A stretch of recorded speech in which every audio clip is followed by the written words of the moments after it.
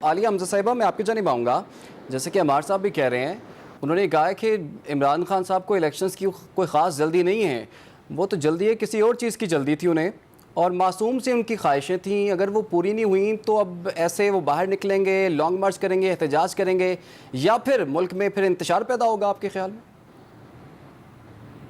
بسم اللہ الرحمن الرحیم. Thank you. میں قادر صاحب کو تو سن نہیں سکی, عمار صاحب کو میں نے سن لیا ہے, تو میں ذرا جواب دے دوں بڑی اچھی طرح سے اس ساری بات کا کہ ہماری معصومانہ خواہش کیا اور اس معصومانہ خواہش کو یہ کس طرح سے پورٹری کیا جا رہا ہے. اور میں بسد احترام, اگر آپ میری آواز کو میوٹ نہ کریں تو میں ڈائریکٹلی اداروں کو اور اداروں میں بیٹھے ہوئے لوگوں سے کچھ سوال کرنا چاہتی ہوں کہ دنیا کا واحد اسلامی ایٹمی ملک ہے, کیا نئے آرمی چیف کا فیصلہ مفرور سے کرانے والوں پر میں کس کا گریبان پکڑوں؟ پہلا مفرور نواز شریف, سزا یافتہ مفرور شہباز شریف, میگا کرپشن کے مقدمات اسحاق ڈار مفرور, سلمان شہباز مفرور. اچھا, پھر میں ان سے یہ پوچھنا چاہتی ہوں, کیا مفروروں کی بیٹھک میں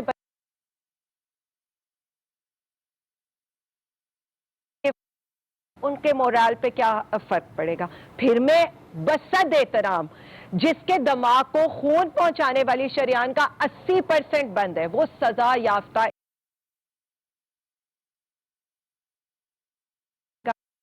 عالیہ حمزہ صاحبہ یہ بتائیے, کیا یہ گورنمنٹ آپ کو غیر قانونی لگتی ہے, غیر آئینی لگتی ہے؟ یہ لوگ صرف ایک سیکنڈ آپ ہی کی بات کر رہا ہوں, میں آپ ہی کی بات کر رہا ہوں, اس کو صرف تھوڑا سا آگے بڑھا رہا ہوں. کیا یہ گورنمنٹ غیر قانونی ہے؟ کیا وزیراعظم, کیا آئین میں کچھ ایسا درج ہے کہ وزیراعظم آرمی چیف کی تعیناتی نہیں کر سکتے؟ اگر انہوں نے نہیں کرنی تو پھر کس نے کرنی ہے؟ میں یہی آپ ہماری رہنمائی فرما دینا تھوڑی سی. اتنی لمبی چوڑی جو میں نے باتیں کی ہیں, اس کا مقصد صرف اتنا تھا کہ شاید وہ جاگ جائے اور ان کا غصہ بھی جاگ جائے, اور ان کو یہ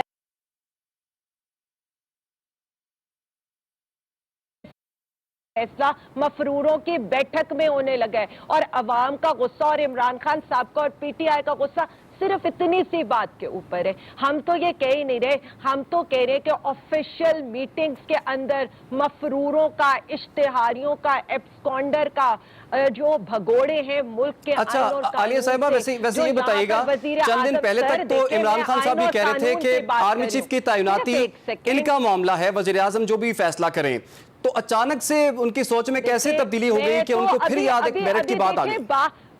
میں بار بار میں نے ایک ہی بات کی ہے, جس بات کو ان کے اپنے وفاقی وزیر انڈوس کر رہے, میں بار بار یہ کہہ رہی ہوں کہ کیا مفروروں کو ہمارے ملک کی سب سے بڑے ادارے کے سربراہ کا, جو واحد اسلامی ایٹامک پاور ہے, اس کے سربراہ کا کی تقرری کا حق دینا چاہیے؟ میرا تو سوال, میرے خیال میں تو پورے 22 کروڑ عوام کا یہ سوال ہے. یہاں پر ہم پھر بات کرتے ہیں, آفیشیل سیکرٹ ایکٹ یہ کہتا ہے کہ ہم اپنے, اور یہ وزیر اعظم کے حلف کی بھی پاسداری کی بات نہیں ہے, یہ ہماری معصومانہ خواہش ہے, اور اس سے تو میرا یہ خیال ہے کہ شہیدوں کا مورال بھی اپ ہوگا, اس فوج کا امیج بھی بہتر ہوگا, جو آنے والا سربراہ ہے. اچھا عالیہ حمزہ صاحبہ, سوال آپ سے یہ ہے کہ اگر ایسا ہو جائے, اگر الیکشنز ہوتے ہیں ایک لمحے کے لیے, اگر مفرور ایک سیکنڈ آپ جس چیز کو لے رہے, میں بار بار نواز شریف کی طرف, اسحاق ڈار کی طرف, سلمان شہباز کی طرف اشارہ کر رہی ہوں,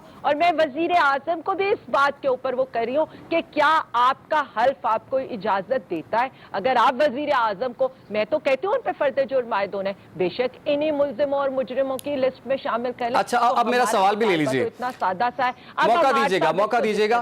عالیہ صاحبہ یہ بتائیے, اگر الیکشنز ہوتے ہیں, ہم ایک لمحے کے لیے فرض کرتے ہیں کہ شہباز شریف صاحب چلیں جی پرائم منسٹر بن جاتے ہیں, یا بلاول پرائم منسٹر بن جاتا ہے, تو اگر پھر یہی مرحلہ آتا ہے ایک عام تعیناتی کا, تو آپ کے خیال میں وہ تعیناتی انہیں کرنی چاہیے یا ان کو آئینی حق ہے یا نہیں ہے؟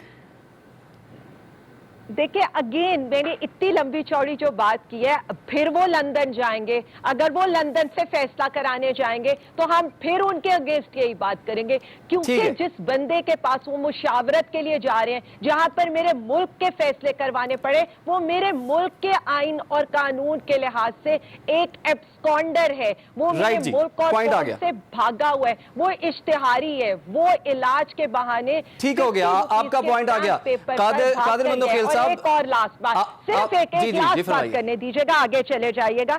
इन्होंने कहा कि जी हमें गोद लिया हुआ था, तो क्या हमें गोद से उतारकर उन्होंने मफरूरों, लुटेरों, मनी लॉन्डर्स, यहाँ पर जो आज के हैकर्स हैं, पापड़ वाले, फालूदा वाले, सबको गोद ले लिया? क्या इमेज रह गया मेरे मुल्क का यहाँ पर? ठीक हो गया जी।